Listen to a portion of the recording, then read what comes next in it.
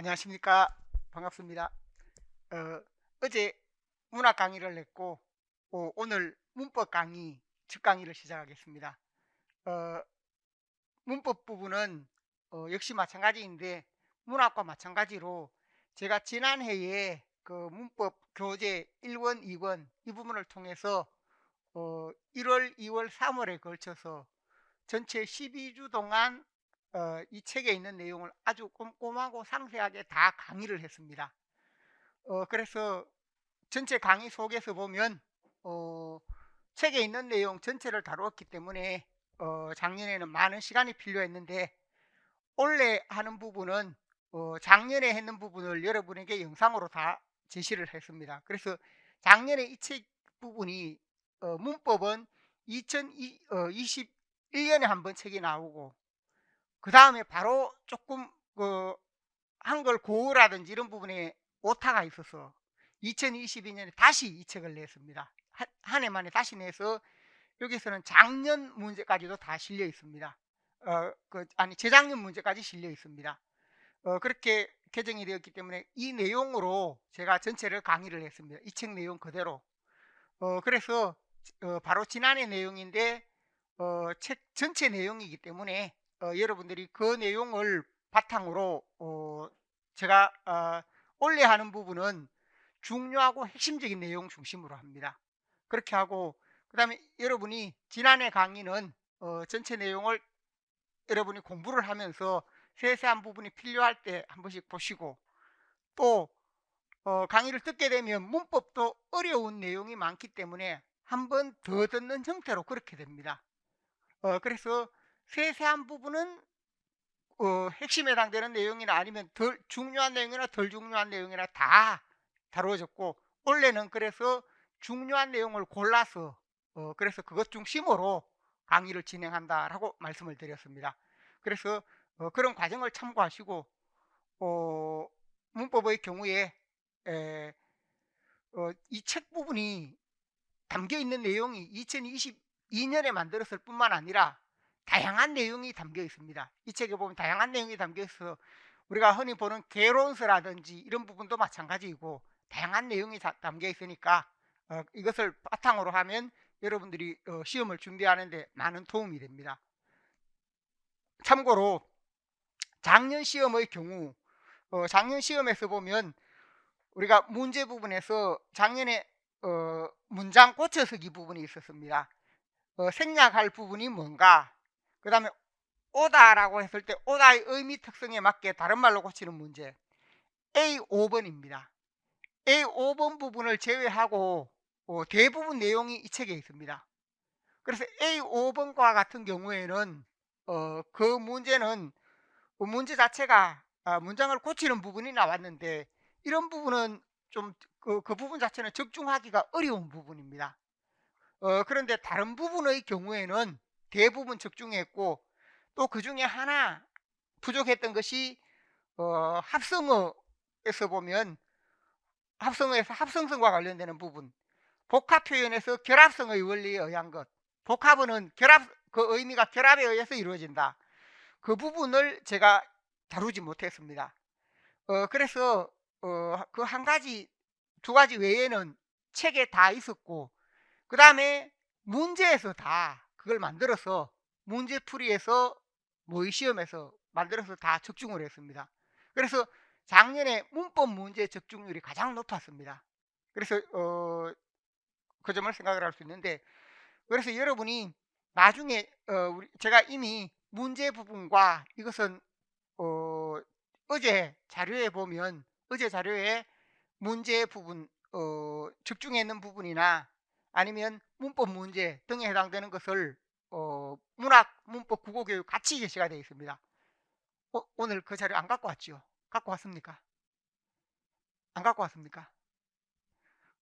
그게 있어야 되는데 다음번에 한번 갖고 오시기 바랍니다. 갖고 오시면 그 부분에 우리 책의 어느 부분에 있었다, 그 내용이 어느 부분에 있었다 하는 것을 알 수 있는데 그래서 예를 들면 어문론에서 보면 모음 조화와 관련되는 부분, 현재 우리 책에서 보면 125쪽에 있습니다.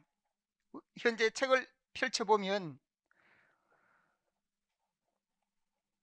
125쪽에 있고, 거기에 모음조화 부분에서도 보면 용례 부분을 두 가지로 나누어서 어감과 의미의 결합, 의성어나 의태어, 모음조화가 이루어지는 게 보통 이 두 가지입니다.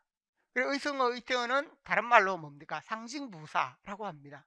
그래서 우리가 상징부사, 의성어, 의태어, 이게 하나의 답이 의성어, 의태어 이 부분이 되는 부분입니다. 그래서 모음조화가 나타나는 것이 이런 두 가지 양상인데, 여러분이 작년 강의 모음조화 이 부분의 강의를 보면 제가 이 부분도 문제로 나올 수 있는데, 제가 뭐라고 했는가 하면 중세와 현대를 묶어서 문제가 나올 수 있다. 그래서 제가 그렇게 설명했는데, 문제에서 중세와 현대를 묶지는 않고 현대에 적용되는 부분만 이것을 제시를 했습니다. 그래서 이 부분이 통시적으로 우리가 중세에는 잘 지켜지다가 현대에는 잘 안 지켜지고 있는데, 그런 흐름을 물을 것이다 라고 했는데, 문제가 그 방향은 아니었지만 제가 이 부분을 얼마든지 문제가 나올 수 있다라고 강조는 했던 부분입니다. 그러면 작년 강의 부분에서 여러분이 확인을 할 수 있습니다. 제가 작년 강의도 열어놓기 때문에 그러한 부분을 확인을 할 수 있고, 그 문제가 A 2번 부분이었습니다. 그 다음에 반모음화 관련 문제가 있었는데, 반모음화 관련은 이 부분 마찬가지로 문제로 그대로 적중이 됐습니다. 그래서 반모음화 관련 문제의 경우 A 8번 문제였습니다. 책에도 있는데 책보다는 모의 시험에서 제가 반모음화와 관련되는 부분을 문제로 거의 유사하게 제시를 했습니다. 그래서 적중 문제 부분에서 여러분이 다시 한번 확인을 해보시면 되겠습니다. A 8번 부분이 있었고, 이게 교재에는 반모음화 관련이 129쪽에 있습니다. 129쪽에 보면 반모음화 관련 내용이 있어서 129쪽에 반모음화와 관련된 위에 설명이 있고, 또 아래에 거기에 보면 한국어 문법 총론의 그 내용도 함께 제시되어 있어서 일반적인 내용과 설명 부분들이 이렇게 책에 제시가 되어 있습니다. 그 다음에 고전 문법 부분에서 보면 어두자음군과 관련되는 것이 있습니다. 어두자음군, 비업 계열이 어두자음군이 있었다 하는 점, 그 부분이 우리 책에서는 266쪽에 있습니다. 266쪽.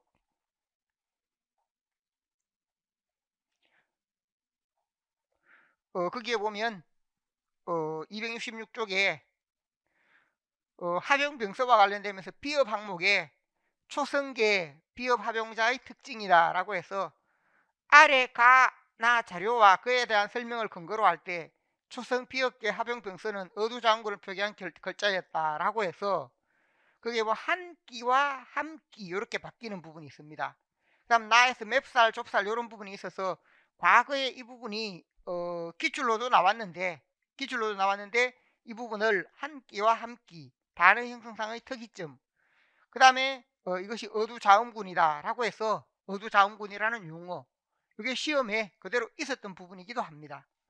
그래서 이 부분 그대로 나왔는 부분으로 설명할 수 있고, 그리고 문제를 제가 모의 시험에서도 이런 종류를 바탕으로 문제를 만들어 놓았습니다. 그래서 그러한 부분을 참고하시면 되겠고, 그 다음에 고전문법에서 객체높임법 책에서는 464쪽입니다. 464쪽에 보면 400, 400, 404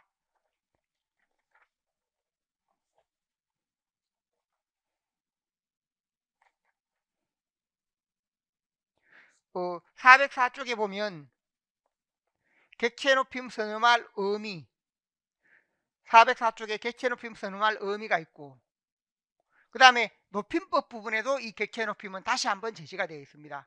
여기에서 표로 어떤 받침 뒤에 어떤 부분이 제시가 된다 하는 부분이 제시가 되어 있습니다. 그래서 이 부분이 있고, 그 다음에 명사형 의미 기와 관련되는 것은 2권의 834쪽에 835쪽에 거기에 보면 명사절을 아는 문장 기, 음이나 기의 의미라든지 특징, 이 부분이 제시가 되어 있습니다. 그래서 우리 책 자체 부분에서 보면 작년에 어쨌든 방금 설명했지만 문장 고쳐쓰기 문제는 그게 특이한 부분입니다. 만들어서 어떤 일반적인 문장을 만들어서 제시해서 고치는 부분이기 때문에 그 자체를 집중하기는 어려운데, 그러나 그에 관련되는 내용도 생략된 부분이라든지 또는 사정문과 관련되는 부분은 연관이 되는 것으로 제가 제시를 해놨습니다. 그래서 여러분 어제 자료에 적중된 부분이다라고 해서 설명을 해놨다는 겁니다. 그래서 제가 앞서 말씀드렸듯이 기본적으로 문법 부분은 제 강의에서 이 책에서 어쨌든 작년에 보면 꽂히는 부분 그걸 빼고는 이게 책에 다 있습니다. 그 내용 자체가. 왜냐하면 제가 이 책을 만들면서 이 책 자체에서 1, 2권으로 되어 있는데 여기에 우리 문법과 관련되는 내용을 모두 담아놨습니다. 그래서 여기서 벗어나는 내용이 없습니다. 제가 하나하나 세부 내용을 찾아서 제시했고, 그 다음에 그 내용도 보통 일반적인 설명과 함께 또 일반적인 설명이 있으면 그 뒷부분에 다시 한국어 문법 총론이라든지 아니면 다양한 책에서 설명하고 있는 내용도 함께 제시를 했기 때문에, 그래서 책에서 보면 중요한 내용은 일반적으로 제 책의 내용, 책에 따른 내용도 제시가 되어 있고 다른 책의 내용이나 개론서의 내용 등도 함께 제시가 되어 있습니다.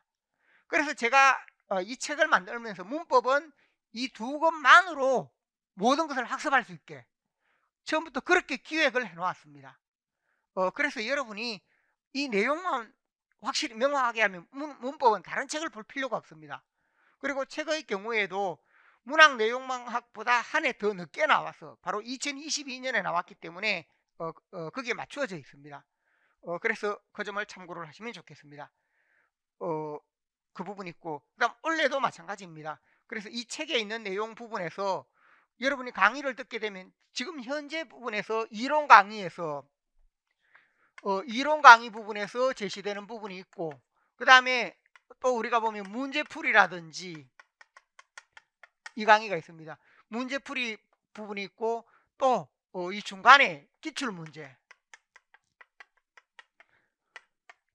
원래가 10년이기 때문에 서답형으로 10년입니다. 서답형 10년 기출문제 부분으로 어떤 부분이 나왔다. 이론 강의에서 이루어지고 기출문제 부분에서 다루어지고, 그 다음 문제풀이, 그 다음 모의시험, 이런 부분으로 되어서 중요한 내용이 많게는 3번, 4번에 걸쳐서 반복되고, 그 다음에 최소한 시험에 나오는데 이론 강의에서는 전체를 다 다루고 있기 때문에 여기에서 문법의 경우에는 최소한 우리 전체 강의 과정에서 보면 2번 정도 이상은 다루어집니다. 그렇기 때문에 여기 있는 내용 1, 2월에 하는 내용이 가장 기본이 되면서 핵심이다. 이런 부분을 잘 생각을 하시고 이 책에 있는 내용을 여러분이 믿고 공부를 하면 됩니다.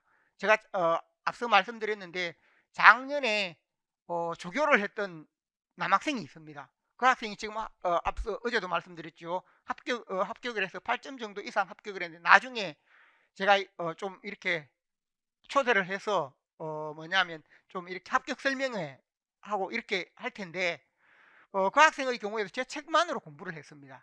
그래서 문법이나 국어 교육 다 마찬가지입니다. 제 강의를 전체를 1월부터 다 따라왔는 학생입니다. 그런 식으로 해서 합격을 했기 때문에 제 책만으로 하더라도 얼마든지 합격을 할 수 있습니다. 그러니까 그 점을 잘 생각을 하시면 좋겠습니다.